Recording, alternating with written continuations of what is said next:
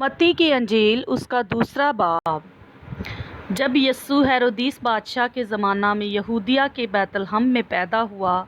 तो देखो कई मजूसी पूरब से यरूशलेम में ये कहते हुए आए कि यहूदियों का बादशाह जो पैदा हुआ है वो कहाँ है, क्योंकि पूरब में उसका सितारा देखकर हम उसे सिजदा करने आए हैं। ये सुनकर हेरोदिस बादशाह और उसके साथ यरूशलेम के सब लोग घबरा गए और उसने कौम के सब सरदार हाकिम काहिनों और फकीहों को जमा करके उनसे पूछा कि मसीह की पैदाइश कहाँ होनी चाहिए। उन्होंने उससे कहा, यहूदिया के बैतलहम में, क्योंकि नबी की मार्फत यूँ लिखा गया है कि ए बैतलहम यहूदा के इलाके, तू यहूदा के हाकिमों में हरगिज़ सबसे छोटा नहीं, क्योंकि तुझ में से एक सरदार निकलेगा जो मेरी उम्मत इस्राएल की गलाबानी करेगा। इस पर हेरोदिस ने मजूसियों को चुपके से बुलाकर उनसे तहकीक की कि वो सितारा किस वक्त दिखाई दिया था, और ये कहकर उन्हें बैतलहम को भेजा कि जाकर उस बच्चे की बाबत ठीक ठीक दरियाफ्त करो,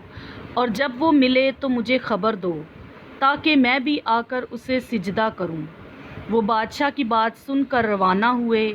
और देखो जो सितारा उन्होंने पूरब में देखा था वो उनके आगे आगे चला,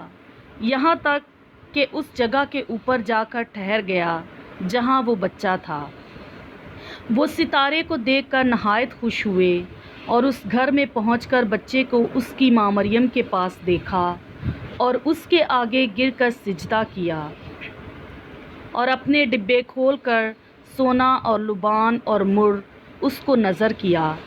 और हेरोदिस के पास फिर ना जाने की हिदायत ख्वाब में पाकर दूसरी राह से अपने मुल्क को रवाना हुए। जब वो रवाना हो गए तो देखो खुदावंद के फरिश्ता ने यूसुफ को ख्वाब में दिखाई देकर कहा, उठ,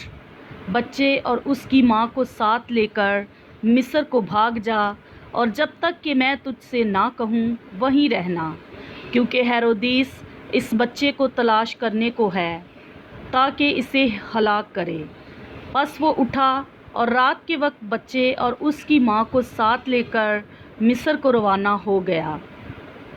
और हेरोदिस के मरने तक वहीं रहा, ताकि जो खुदावंद ने नबी की मार्फत कहा था वो पूरा हो कि मिस्र में से मैंने अपने बेटे को बुलाया। जब हेरोदिस ने देखा कि मजूसियों ने मेरे साथ हंसी की